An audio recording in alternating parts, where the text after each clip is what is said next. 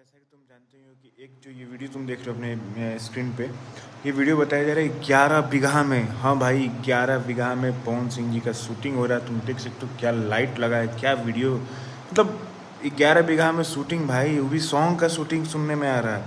देखो, इसकी कंफर्मेशन जैसी भी आएगी वो तो मैं पूरा बताऊंगा ही, लेकिन आप सोच सकते हो कितने हाई लेवल का सॉन्ग, मतलब एक लाल घाघरा का सुनने में आता था कि लाल घाघरा बहुत ही बिग बजट का सॉन्ग था।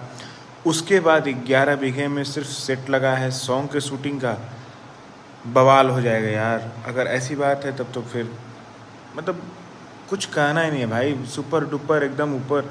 सोचो कि कितना कितना बड़ा गाना होगा, कितना हिट गाना होगा और कितने महंगे बजट का गाना है वो।